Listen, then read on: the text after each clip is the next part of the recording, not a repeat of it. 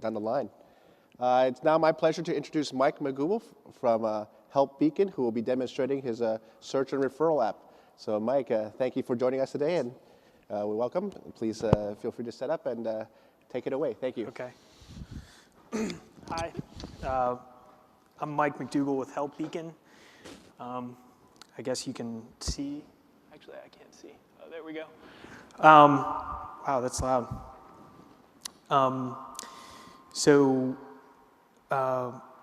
Sorry.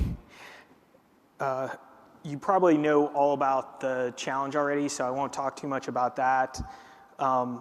This site is live. It's an HTML5 site, so what that means is this works on most browsers, Android and iPhone or iOS tablets and phones. Obviously, there's a link to the Reach the Homeless App Challenge, and then we have a link for ideas if you have any feedback about the app. And you can see some of the data sources that we've added, a lot of VA data sources, Feeding America, HRSA, National Directory. I'll get into some of that.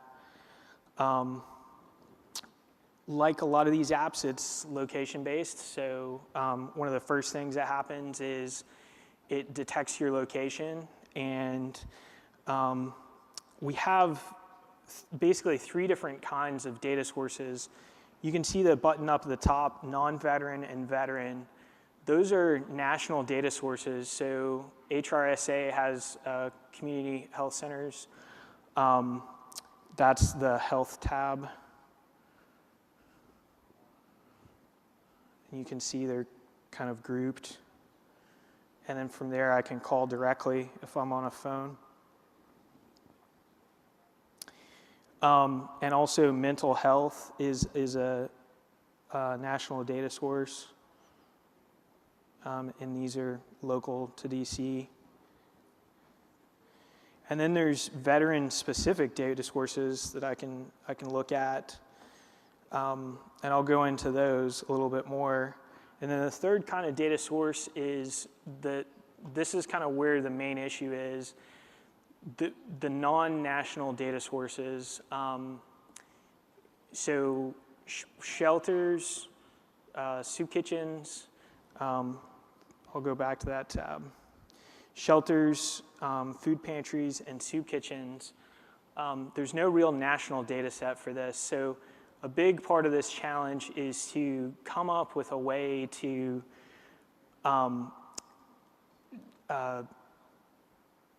manage that locally at a local level, and a system to update, your shelter bed availability and maybe your service area if you're a mobile health clinic, those types of things. So I actually, in preparation for this conference, I actually entered in some DC data.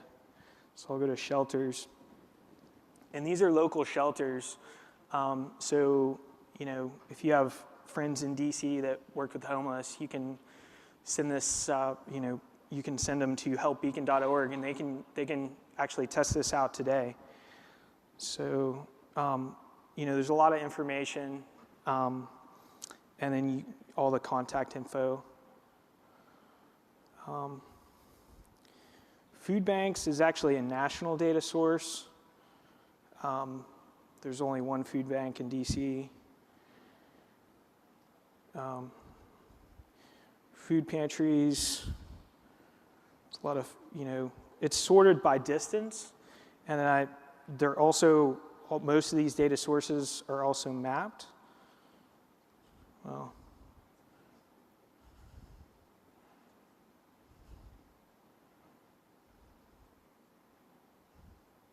for some reason, it thinks I'm in Santa Clara. So I'll go back to that. And then soup kitchens. There's a lot of information on soup kitchens local to the DC area. I also have I'm also doing a lot with the data from New Jersey. But again, the food pantry and the soup kitchen and the shelter data, that's the real issue, right? Like, there's no national data set. So a lot of people have kind of talked about how to set up kind of a back-end opt-in capability of, kind of claiming your shelter or your food bank and then updating the schedule and maybe the service area, the population, those types of things. But, Help Beacon's approach is to seed that directory and then have people claim it. There's some other kind of models where we'll just have everybody enter their information, but really needs to be seeded so that people will start to use it as a platform. And obviously this contest will hopefully help establish a platform, right? Because this type of directory is better as a monopoly, right? So go to, there's also substance abuse. The data sources, there's 2 identical tabs for substance abuse. These are general substance abuse, but the VA has their own substance abuse, just like most everything else. They have their own health centers. That part will be working this evening. Transportation, the VAMC organizes rides for vets. Employment, this works a lot like some of the other employment searches that you've seen. And then you can search by MOC as well. And there's plenty of lawyers also for vets. And then crisis contacts are also unique for veterans versus non-veterans. Oh, whoops.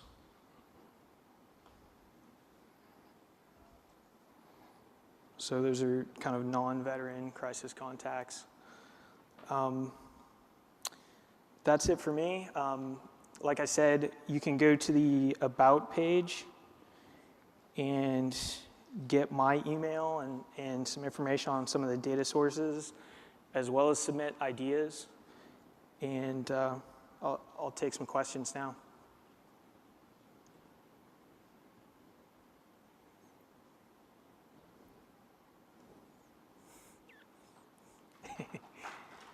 Thanks.